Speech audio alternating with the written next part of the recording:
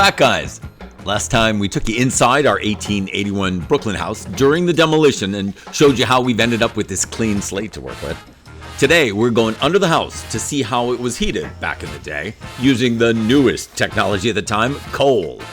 Then we're going up on the roof as we tear down a 4-story chimney inside the house, and we'll reveal what HVAC system we've decided on to heat and cool the house, since there's so many options now that are green, energy efficient, and affordable. So if you're new here, hit subscribe and that little bell icon and you'll get notifications when we post new videos. Our goal with this house is to have clean, green, inexpensive heating. But when this house was built, it was fueled by coal. Dirty old coal. King coal. Hashtag dirty old coal. Coal has been used for heating since the cavemen first discovered it could burn. But it was the Industrial Revolution in the 1800s that played a major role in expanding the use of coal because it was used to power steam engines. By the 1920s and 30s, coal was quickly becoming a dominating fuel type as it was cheaper than wood because it burned a lot longer. Coal was first marketed in a similar way to how some new technology is marketed today. It was billed as the fuel of the fashionable, which would revolutionize home heating. In 1881, when our house was built right after the American Civil War, coal was the latest technology. Wealthier families here in New York City might have burned coal in big basement furnaces, while poorer families, like in our neighborhoods, would have had little stoves or fireplaces in individual rooms in their houses.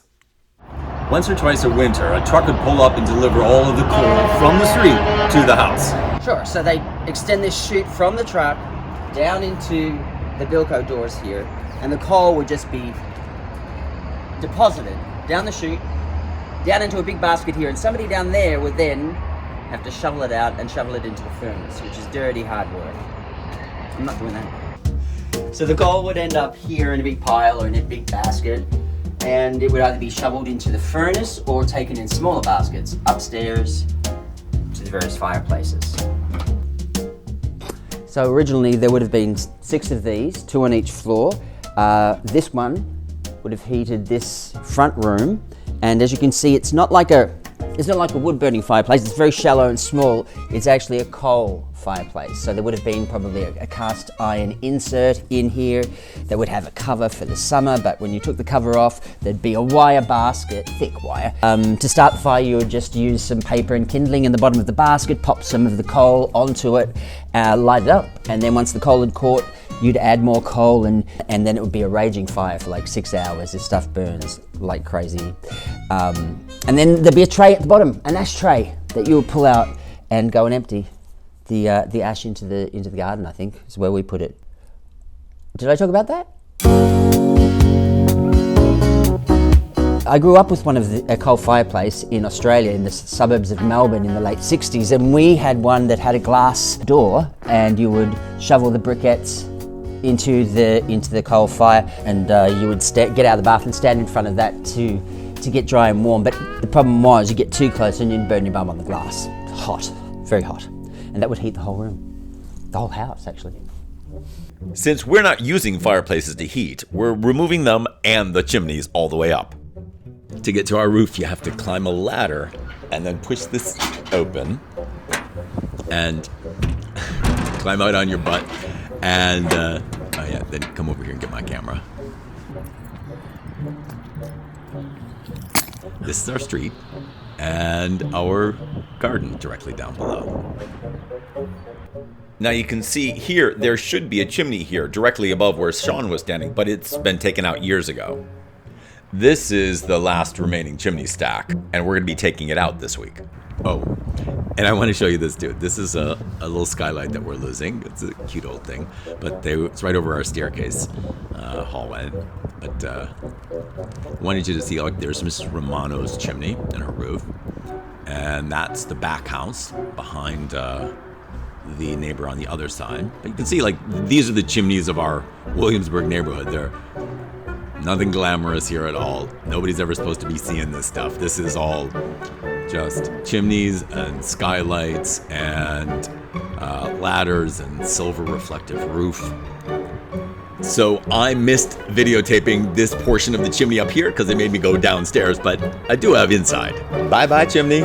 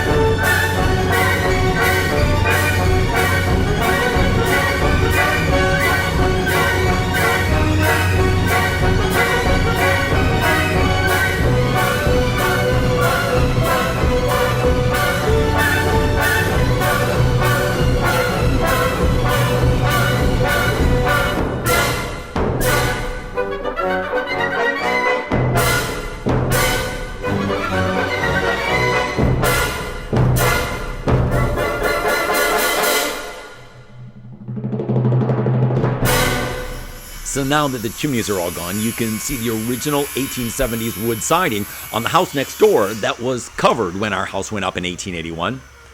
And now the next step is to replace the subfloors where the chimneys used to be, all the way down to the ground. Heating and cooling our house has presented a lot of challenges for us. I mean, the house is shaped like a shoebox that's 21 feet wide by 33 feet long, and the ceilings are from 8 feet on the ground floor up to 11 feet up above. Our house is 3 stories, and the first story will be the 2-bedroom rental apartment. The middle floor is going to be our open-planned living room, kitchen, dining area with a powder room. And then on the top floor, there's going to be 3 bedrooms, 2 bathrooms, and a laundry. So it's a lot of area to heat and cool, and we've been trying to balance the pros and cons of each system to figure out what will be the most satisfying and cost-efficient way to do it.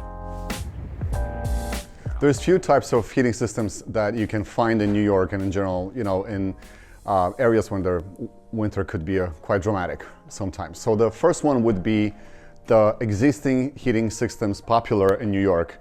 The most popular would be oil-based heating that today is being transitioned to gas, but using steam heat system. Last year, we spent about $5,000 to heat our house with oil and steam, and that's the entire system we threw out. Yes, so that's all gone. So what we chose to do is we are going to use forced air heating. So we're going green. We're going to use electricity to heat and cool the house. Each of the rooms will get its own air handler mounted into the ceiling. Handlers and condensers are made by Mitsubishi, and our air handlers are called Caseta handlers. So they're designed to fit in between the rafters of our ceiling, and all you're going to be looking at is a small grill. You're going to have your remote control. Each remote control serves also as a thermostat. You set your desirable temperature and you leave it alone, and that maintains the temperature throughout the house. So there is no need for radiators, there is no need for extensive piping, there is no need for the boiler. So to calculate how much power do you need to cool and run the house, you need to consider a couple of things. Number one, if it's a new construction house, which in this case it's almost new construction house, how well insulated it is, how much of glazing you have, so how much sunlight goes into the room, and the entire cubic footage of the space you're trying to cool and heat. Each room will be counted separately. Everywhere there is a door, you're supposed to have a new air handler. This is going to be basically one big kitchen living room space. How many are we having in here? 2. And where will they be? Somewhere here in the So house? one is going to be somewhere at the front, and one is going to be somewhere at the end, and they're going to throw air and circulate the air throughout the entire floor so the temperature is equal. Well, there's a couple things you'll look into when you're designing a heat system. A, it's a preference, right? Clients should know what type of heat gives them what in terms of comfort. Then it's the budget and it's the cost, right? And then the third is efficiency, right? So why we're choosing forced air heat? A couple of reasons. Reason number one, it's cost efficient. Because you need to cool the house, you need to use air handlers and air condensers. And if you decide, I don't want to heat my house with forced air, you can use hydronic heating, which is radiators, boiler, and system of pipes going running throughout the house, and that is a more comfortable temperature because you're not blowing hot air. The air is getting warmer because the radiators are warm. So it's a bigger comfort, but it's not cost efficient. Because we're cooling with air handlers and air condensers, we can also upgrade those so they have a capacity to heat as well. So we're saving money over here and not spending them on radiators, on boilers, and on pipes, and on additional payments for plumbers. We are upgrading the equipment, and we can use same air handlers to produce cooling and heating. You guys might remember that a few years ago, we installed the Warm-Up brand snow melting system under our sidewalk out front.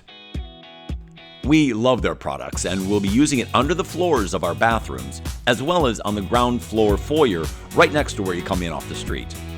Once we get further along, we'll show you how easy it is to install and how it works. So between our new Mitsubishi HVAC and our Warm-Up radiant heating, we think we've got the recipe for a very comfortable home. 140 years ago, our house was built to be heated by 6 coal fireplaces. But today there's just so many more options for us. And my husband and I have decided to use one that fits our budget and the way we're going to use the house. So let's talk numbers. We're spending $75,000 to heat and cool our house with Mitsubishi, and we hope to pocket up to 40% savings in energy costs over using a traditional system. All told, our demolition phase cost about $80,000, which is crazy to think about, but what it's given us is this beautiful blank slate to be creative with. And now that the demo is done, it's thrilling to see a truck pull up with new materials. Let's do this. Next time, I'm going to dive into the design elements of our house and how it'll look from the street. And we'll take a look down the street to see how our contemporary style will fit in on this funky old block.